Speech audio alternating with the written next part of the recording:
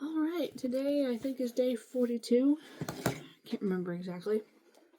We're going to read Numbers 13, 14, and 15. Numbers. I said Numbers. I'm tired. Don't mind me. New King James Version. He's already doing it. Alright, whatever. I'll try not to be distracted by my cat. Alright, chapter 13. And the Lord spoke to Moses, saying, Send men to spy out the land of Canaan, which I am giving to the children of Israel. From each tribe of their fathers you shall send a man, every one a leader among them. So Moses sent them from the wilderness of Paran, according to the command of the Lord, all of them men who were heads of the children of Israel. Now these were their names: from the tribe of Reuben, Shammua, the son of Zakur; from the tribe of Simeon, Shaphat, the son of Hori; from the tribe of Judah, Caleb, the son of Jephunneh; from the tribe of Issachar, Igal, the son of Joseph; from the tribe of Ephraim, Hoshea, the son of Nun; from the tribe of Benjamin, Palti, the son of Raphu; from the tribe of Zebulun, Gadiel, the son of Sodi; from the tribe of Joseph, that is, from the tribe of Manasseh, Gadi, the son of Susi; from the tribe of Dan, Amiel, the son of Gamali; from the tribe of Asher, Sethur, the son of Michael; from the tribe of Naphtali, Nabi, the son of Jophsi; from the tribe of Gad, Geuel, the son of Maki. And these are the names of the men whom Moses sent to spy out the land, and Moses called Hoshea, the son of Nun, Joshua. Then Moses sent them to spy out the land of Canaan, and said to them, Go up this way into the south, and go up to the mountains, and see what the land is like, whether the people who dwell in it are strong or weak, few or many, whether the land they dwell in is good or bad, whether the cities they inhabit are like camps or strongholds, whether the land is rich or poor, and whether there are forests there or not. Be of good courage, and bring some of the fruit of the land. Now the time was the season of the first ripe grapes.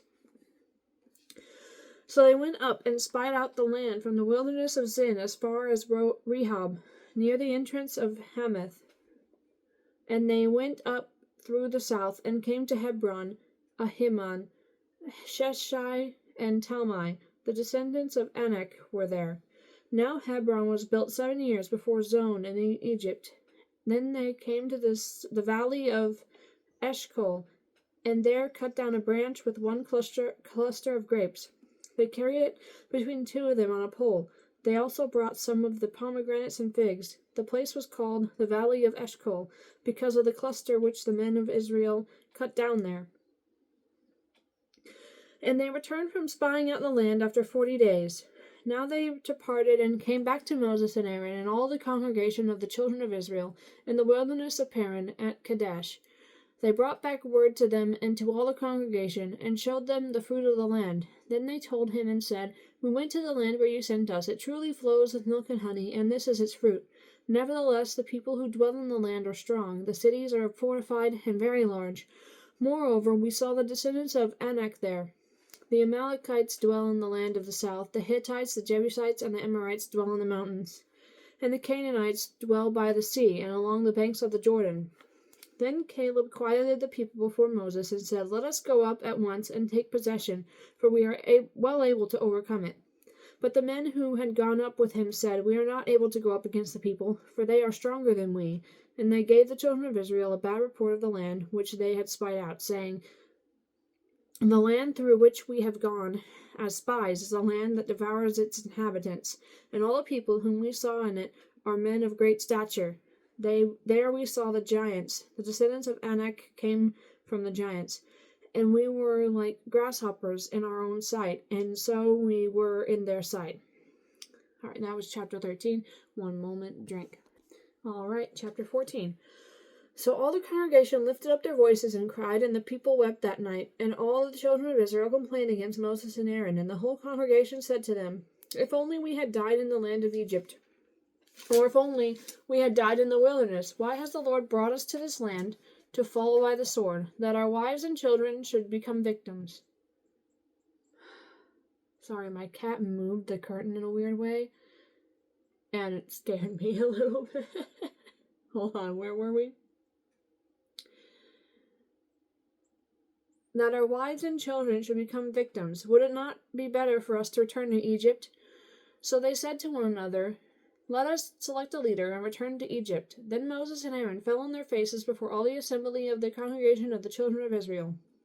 But Joshua, the son of Nun, and Caleb, the son of Jephunneh, who were among those who had spied out the land, tore their clothes, and they spoke to all the congregation of the children of Israel, saying, The land we passed through to spy out is an exceedingly good land. If the Lord delights in us, then we will. Oh, my word. Verse 8. If the Lord delights in us, then he will bring us into this land and give it to us, a land which flows with milk and honey. Only do not rebel against the Lord, nor fear the people of the land, for they are our bread. Their protection has departed from them, and the Lord is with us. Do not fear them. And all the congregation said to stone them with stones.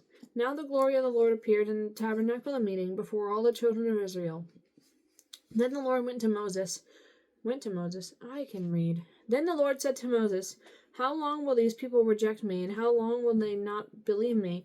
With all the signs which I have performed among them, I will strike them with the pestilence and disinherit them, and I will make of you a nation greater and mightier than they. And Moses said to the Lord, Then the Egyptians will hear it, for by your might you brought these people up from among them, and they will tell it to the inhabitants of this land.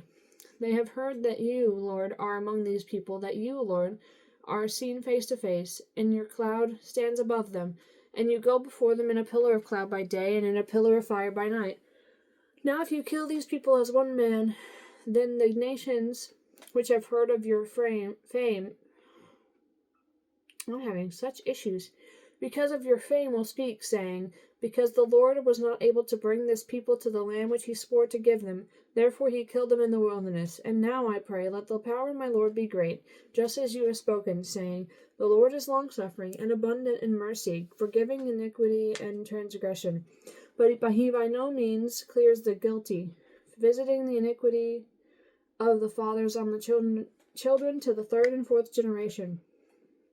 Pardon the iniquity of this people, I pray, according to the greatness of your mercy, just as you have forgiven this people from Egypt even until now.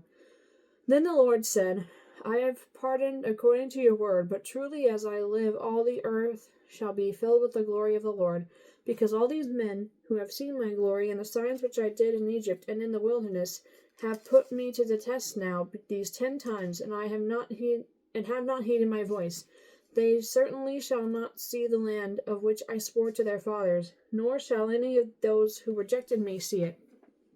But my servant Caleb, because he has a different spirit in him and has followed me fully, I will bring into the land where he went, and he and his descendants shall inherit it.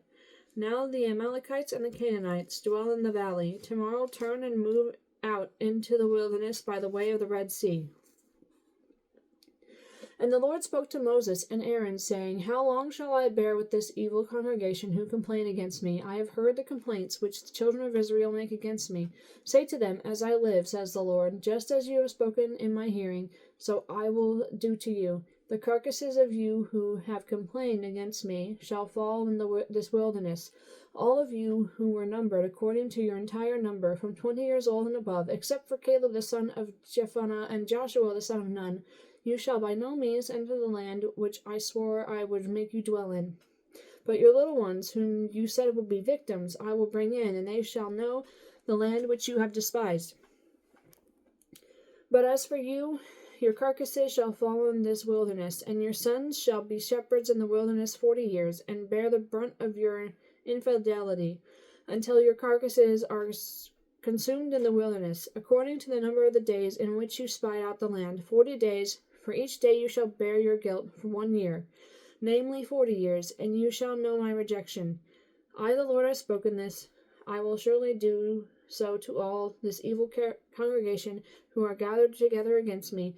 In this wilderness they shall be consumed, and there they shall die. Now the men whom Moses sent to spy out the land, who returned and made all the congregation complain against him by bringing a bad report of the land, those very men who brought the evil report about the land died by the plague before the Lord. But Joshua the son of Nun and Caleb the son of Jephunneh remained alive, of the men who went to spy out the land. Had a voice crack. Sorry. Then Moses told these words to all the children of Israel, and the people mourned greatly. And they rose early in the morning and went up to the top of the mountain, saying, Here we are, and we will go up to the place which the Lord has promised, for we have sinned. And Moses said, Now why do you transgress the command of the Lord? For this will not succeed. Do not go up, lest you be defeated by your enemies, for the Lord is not among you. For the Amalekites and the Canaanites are there before you, and you shall fall by the sword. Because you have turned away from the Lord will not be with you. But they presumed to go up to the mountain top. Nevertheless, neither the ark of the covenant nor of the Lord nor Moses departed from the camp. Then the Amalekites and the Canaanites who dwelt in that mountain came down and attacked them and drove them back as far as Hormah. Alright, that was chapter 14. Oh, wow. Chapter 15 is long too. One second, I'm going to take another drink. Alright. Chapter 15. And the Lord spoke to Moses, saying, Speak to the children of Israel and say to them, When you have come into the land you are to inhabit, which I am giving to you, and you make an offering by fire to the Lord, a burnt offering or sacrifice to fulfill a vow, or as a freewill offering, or in your appointed feast, to make a sweet aroma to the Lord, from the herder of the flock. Then he who presents his offering to the Lord shall bring a grain offering of 1/10 of an ephah of fine flour mixed with 1/4 of a hin of oil, and 1/4 of a hin of wine as a drink offering you shall prepare with the burnt offering, or the sacrifice for each lamb. Or for a ram you shall prepare as a grain offering 2/10 of an ephah of fine flour mixed with 1/3 of a hin of oil, and as a drink offering you shall offer 1/3 of a hin of wine as a sweet aroma to the Lord. And when you prepare a young bull as a burnt offering, or as a sacrifice to fulfill a vow, or as a peace offering to the Lord, then shall be offered with the young bull a grain offering of 3/10 of an ephah of fine flour mixed with half a hin of oil. And you shall bring as a drink offering half a hin of wine as an offering made by fire, a sweet aroma to the Lord.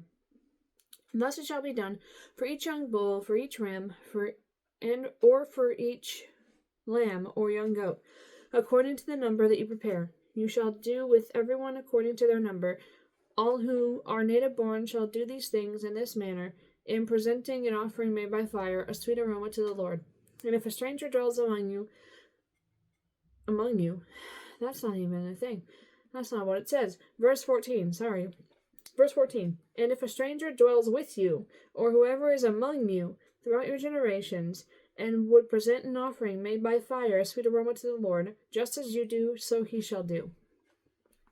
One ordinance shall be for you of the assembly, and for the stranger who dwells with you, an ordinance forever throughout your generations. As you are, so shall the stranger be before the Lord. One law and one custom shall be for you, and for the stranger who dwells with you. Interesting.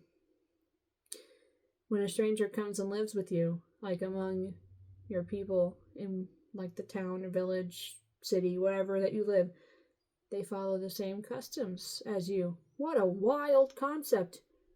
Assimilation? What's that? Okay, sorry. Verse 17. Again the Lord spoke to Moses, saying, Speak to the children of Israel and say to them, When you come into the land to which I bring you, let it... Oh my goodness. Verse 19, Then it will be, when you eat of the bread of the land, that you shall offer up a heave offering to the Lord. You shall offer up a cake of the first of your ground meal as a heave offering of the threshing floor. So you shall offer it up. Or the first of your ground meal you shall give to the Lord, a heave offering throughout your generations. Verse 22, If you sin unintentionally and do not observe all these commandments which the Lord has spoken to Moses, all that the Lord has commanded you by the hand of Moses from the day the Lord gave commandment and onward throughout your generations, then it will be, if it is unintentionally committed without the knowledge of the congregation, that the whole congregation shall offer one young bull as a burnt offering, as a sweet aroma to the Lord, with its grain offering and its drink offering according to the ordinance, and one kid of the goats as a sin offering. So the priest shall make atonement for the whole congregation of the children of Israel, and it shall be forgiven them, for it was unintentional. They shall bring their offering, an offering made by fire to the Lord, and their sin offering before the Lord, for their unintended sin. It shall be forgiven the whole congregation of the children of Israel, and the stranger who dwells among them, because all the people did it unintentionally. And if a person sins unintentionally, then he shall bring a female goat in its first year as a sin offering. So the priest shall make atonement for the person who sins unintentionally, when he sins unintentionally before the Lord, to make atonement for him, and it shall be forgiven him. Verse 29, you shall have one law for him who sins unintentionally, for him who is native born among the children of Israel, and for the stranger who dwells among them. Same rule for all. Verse 30, but the person who does anything presumptuously, whether he is native born or a stranger, that one brings reproach on the Lord, and he shall be cut off from among his people, because he has despised the word of the Lord, and has broken his commandment. That person shall be completely cut off, his guilt shall be upon him. Verse 32, now while the children of Israel were in the wilderness, they found a man gathering sticks on the Sabbath day. And those who found him gathering sticks brought him to Moses and Aaron and to all the congregation, and they put him under guard, because it had not been explained what should be done to him. Then the Lord said to Moses, the man must surely be put to death. All the congregation shall stone him with stones outside the camp. So as the Lord commanded Moses, all the congregation brought him outside the camp and stoned him with stones, and he died. Again the Lord spoke to Moses, saying, speak to the children of Israel, tell them to make tassels on the corners of their garments throughout their generations, and to put a blue thread in the tassels of the corners. And you shall have the tassel, that you may look upon it, and remember all the commandments of the Lord, and do them, and that you may not follow the harlotry to which your own heart and your own eyes are inclined, and that you may remember and do all my commandments, and be holy for your God. I am the Lord your God, who brought you out of the land of Egypt, to be your God. I am the Lord your God. Okay, that was chapter 15. That one was longer than I thought. Alrighty, I'm gonna go get the kitty cat. He's such a good boy. He came when I called. He's so cute. I love him. Okay.